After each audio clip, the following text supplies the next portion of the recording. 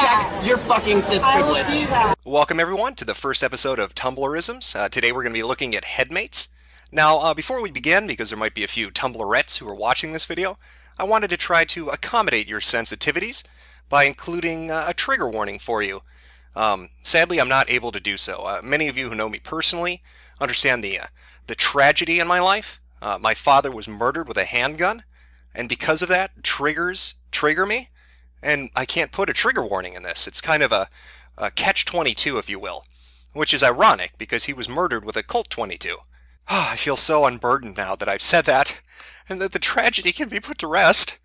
Hopefully you'll be understanding and grant me a little leeway. I'm not going to be able to explicitly warn you about all the scary things that might be coming up in the video, but I'm sure you're adult enough to handle it. You just have to grit and bear it, which I know is ableist of me to say. Some people can't grit. They have no teeth, or tongues, or fucking heads.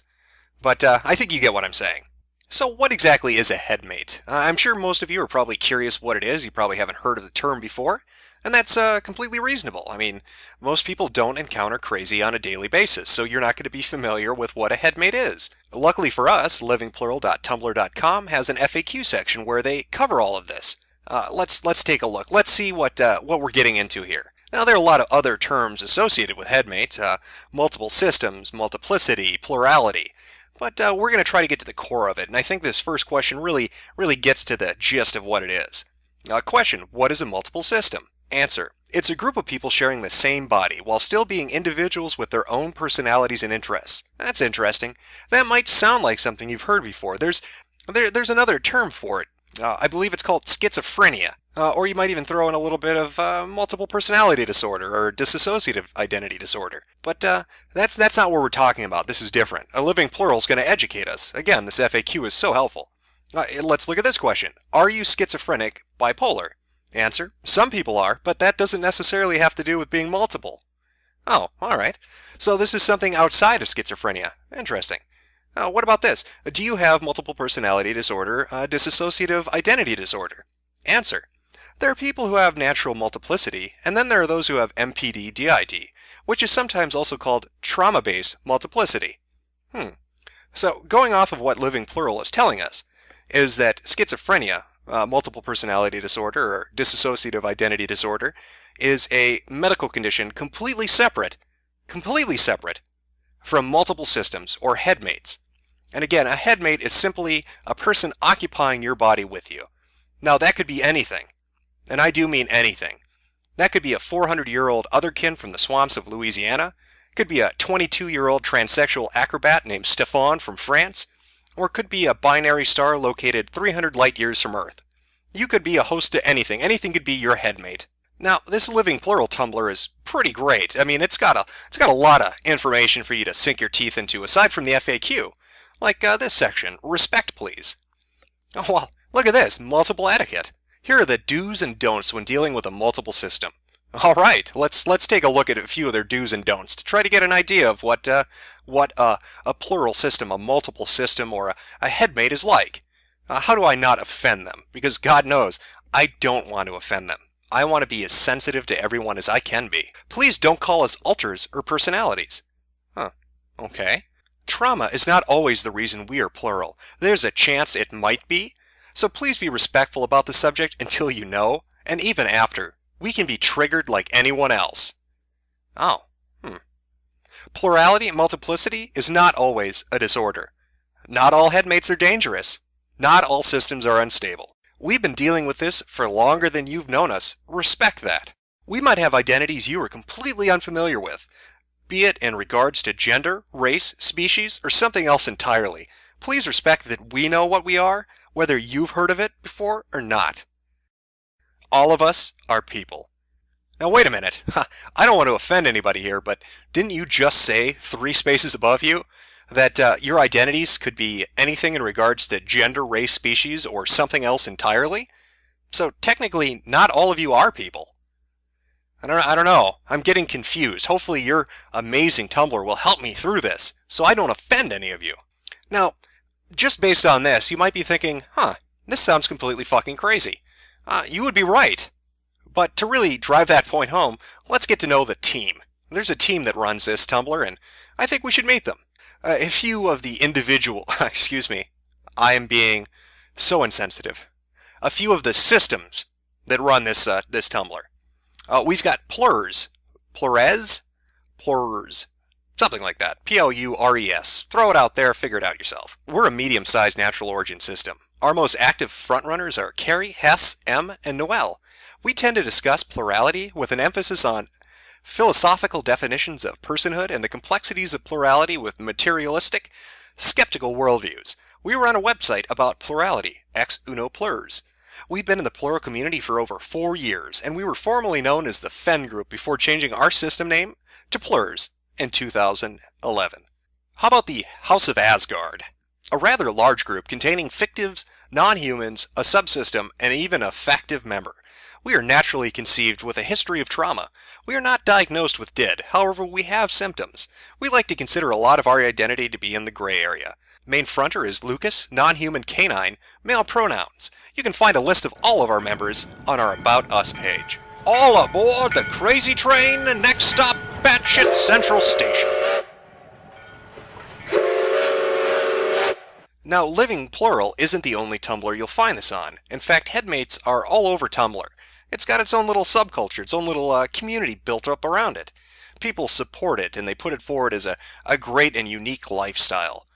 And I mean, this is real, right? This is totally legitimate. These aren't people who are just creating something fantastical to try to make their lives a little more interesting because they're either socially isolated or bored or don't have a lot of friends, and so they seek to try to make themselves different or unique by creating something that's truly extraordinary and then acting as if it were real. No, that couldn't possibly be it. No, this is totally legitimate.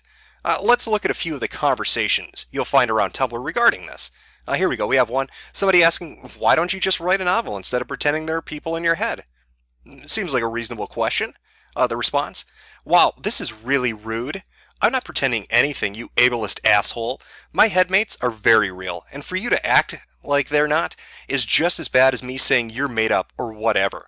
I get maybe you've probably never been the victim of oppression or bullying, so you don't understand how difficult it is to be part of a multiple system, but you have no idea the prejudice we experience on a day-to-day basis.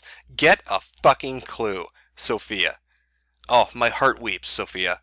To have this condition, to deal with a multiple system, my God. The oppression you must face on a daily basis. How horrible. Let's see. What are some other postings related to Headmates we might see? We've had the 11th Doctor and a Weeping Angel in our headspace for ages, and they've managed to stay away from each other. But now we've got Loki too, and he keeps trying to get control of the Angel, and the Angel keeps trying to take control of him. It's really wrecking up the space. What should we do? The answer posted is, well, you could try to somehow separate the Angel and Loki by force, locking them somewhere so they don't get near each other.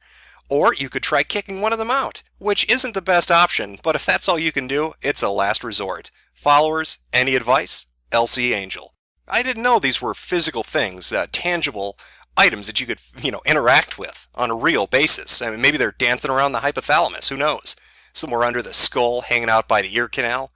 Having a frappuccino, getting ready to type on Tumblr. Now, let's look at another one. Since we share a body, is it possible for my headmates to feel my phantom shifts? I'm a non-human as well as a multiple, and they've been telling me they've been feeling my shifts when they've been fronting. I don't know exactly what I'm asking, but I feel like it's something that's not supposed to happen. The answer? It's not uncommon. If I'm close enough to the front when someone else is fronts, they often feet my tail. Lucas, House of Asgard. How utterly unique and special, Lucas. Oh, here's a really good one. I have Jesus as one of my headmates. This is really hard to explain to my religious friends, you don't fucking say, who claim it can't really be Jesus, and they know Jesus better than I do. Any advice? The answer they received? I don't know how religious you are, Anon, but here's my opinion. As both a Christian, I'm a Methodist, and a headmate, explain that this is God working in your life in the way that He thinks is best for you. That God speaks to you, and this is how He does it. He's God. He can speak to you how He chooses. And ask them how they could know Jesus better than you. Will Magneton. Yeah, that's great advice. I can't possibly see that backfiring. Oh, you hear the voice of God? Totally legitimate. I say run with it. Whatever He tells you to do, go and do it. I can't foresee anything bad happening from that advice. Great advice, Will. Now, I feel I'd be remiss if I didn't just show you what the reality of what these people are pretending at is really like. Oh, let's get down to brass tacks. Headmates and multiple systems and plurality is bullshit. It's complete bullshit. Now, schizophrenia and multiple personality disorder and dissociative identity disorder, those are legitimate. So when we have a community like this, it's really disgusting in two different ways. In the first, it's mocking a real thing. And it's doing it in a callous and apathetic way. These people are using it to get attention. They're taking something that's horrible and tragic and people suffer with on a daily basis, and they're treating it like it's a game. And that's just repulsive. There's really no other way to look at it. Can you think of something more disgusting than that? It's hard to fathom. I suppose I could create a fake charity for children with muscular dystrophy and just take the money and go spend it on hookers and coke. That's essentially what they're doing.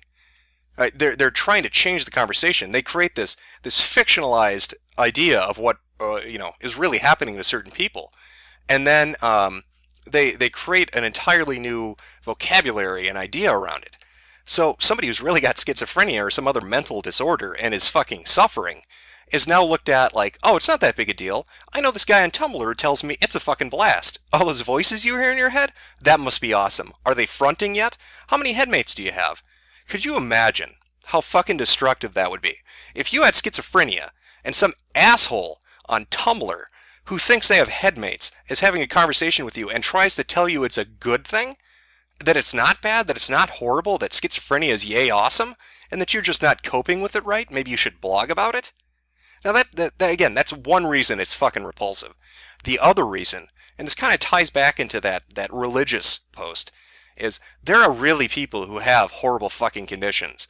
And so when they somehow get onto fucking Tumblr, and they're talking to these retards who believe in headmates, and they tell somebody who really has schizophrenia and is fucking having auditory hallucinations that they are legitimately hearing the voice of God, and they should do what that voice tells them, can you fucking imagine the havoc that person is going to wreak?